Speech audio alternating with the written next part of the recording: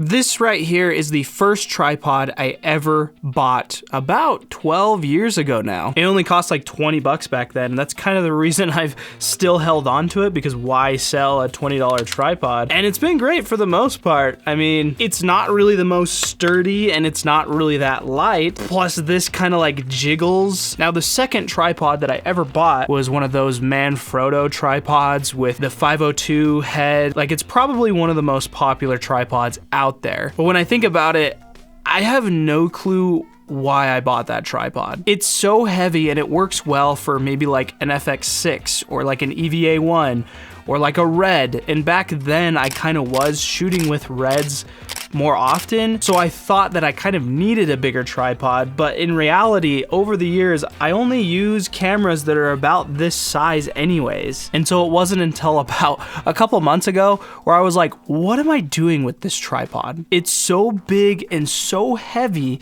that it's a pain to even deal with for even just my YouTube content and hauling it to shoots. Like, it didn't make sense for me anymore. I feel like tripod manufacturers are really trying to innovate tripods and make them small, make them light, and make them very good and usable. And I've been interested in the Peak Design carbon fiber tripod that's like super small and light, but it was so expensive. And then that's when I discovered this one, the Ulanzi and Komen Zero Y tripod. It's still not incredibly cheap. I think I got it for about $300, but I absolutely love it. And I don't really see any reason why I would upgrade to another tripod at this point. But then I saw this tripod. This is the Ulanzi and Photo Pro X Aircross F38 carbon. That is a mouthful. Now, full disclosure, I bought this tripod myself and have been using it for a couple months now.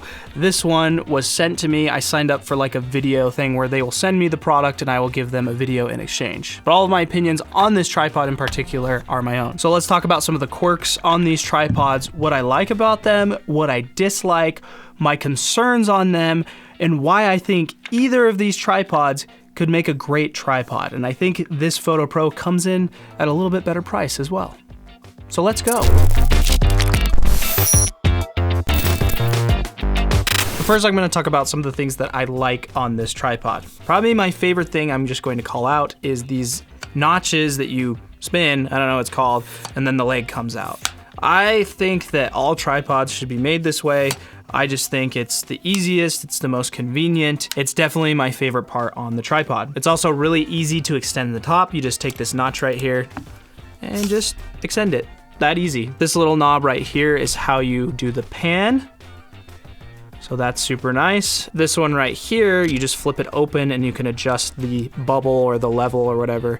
And there is a little bubble. Here, let me take this plate off. Speaking of which, this is actually this little notch right here is how you take the plate off. And as you can see right there, there's a little bubble. Can also go vertical, as you can see. And something that is pretty cool about this tripod, this head is specifically more for like photographers. I do use it for video as well, but you can also get it with a video specific head. Hold on, I forgot one thing. This is the bag it comes into, the travel bag, and you also comes with a little like phone mount as well that just has that Arca Swiss plate that just fits right in there. So that's also kind of nice. And I can't remember if this came with the video tripod head or if it actually came with this.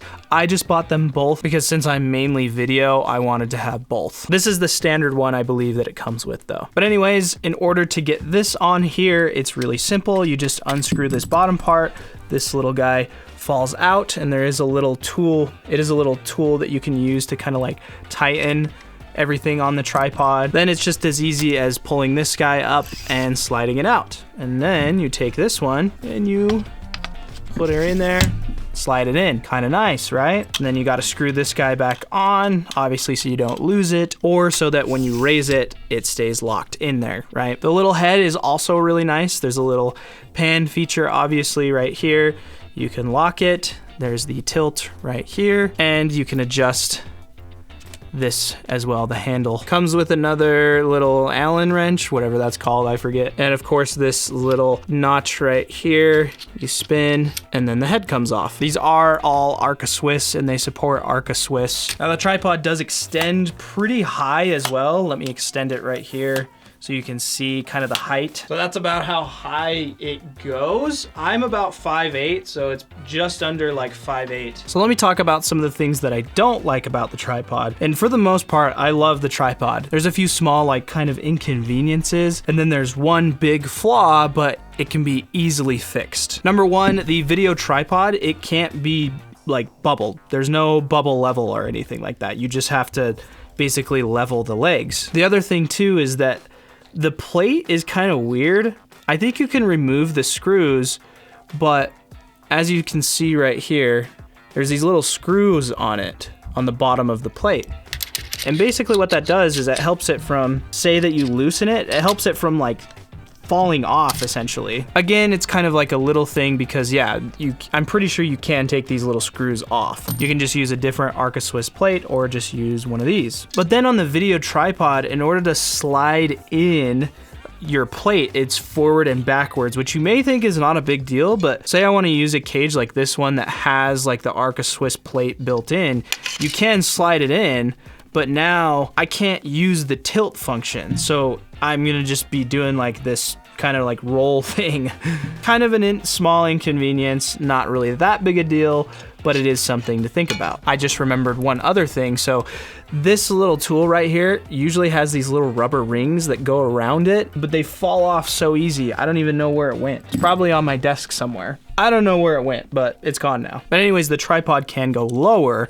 The only thing is you have to take off this plate, and then there's like a little screw in here, I think. I don't even know. I saw them do it at the Ulanzi booth, but there's a way to remove this so it goes lower. So I can't even figure it out. I think you actually have to remove this piece right here, and then you will be able to put this in there, and then you can unscrew this, and then this piece will come off.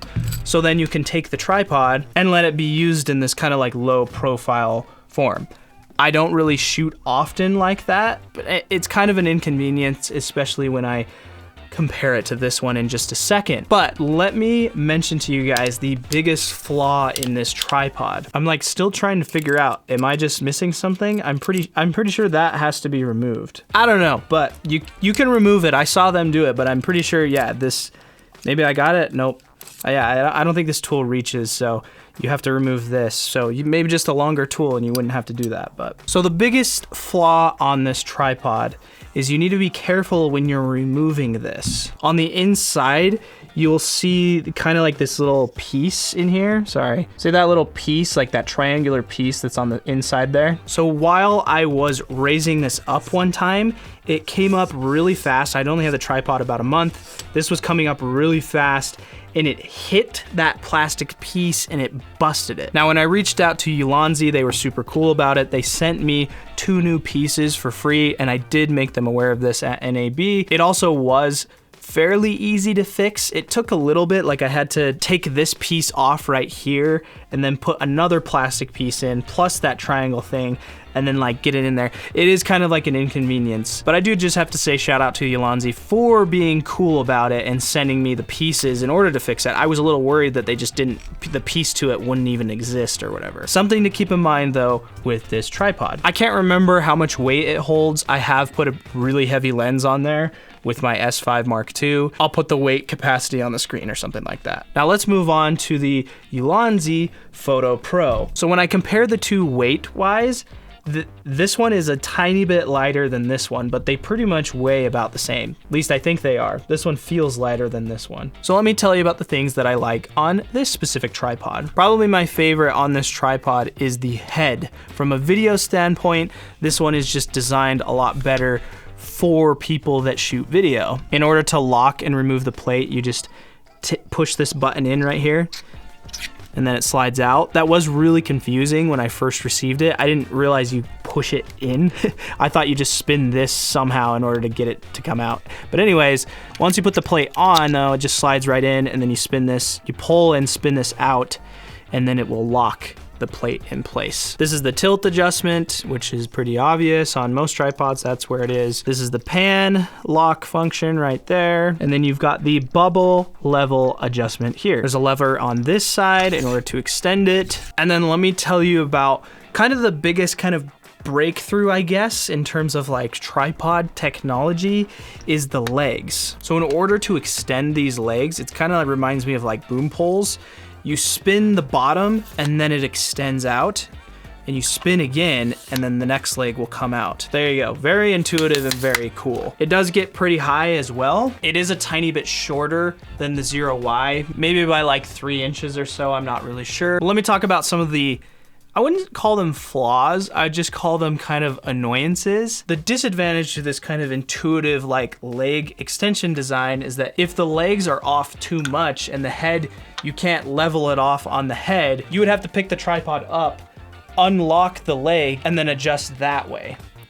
Kind of annoying. Another thing about the legs is that when I do spin this, like the first time I'm spinning it, it makes kind of like a scary noise. Like I feel like I'm gonna break it. Like listen to this. Same thing goes when you like tighten it to lock it.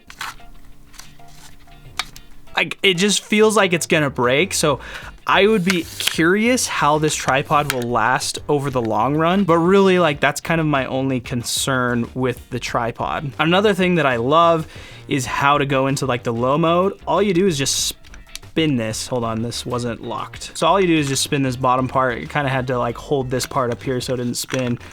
And there we go. Now we can go into the low mode. Or if you wanted, and you can do this on that tripod as well, you could take this out and you could put it upside down on here like that.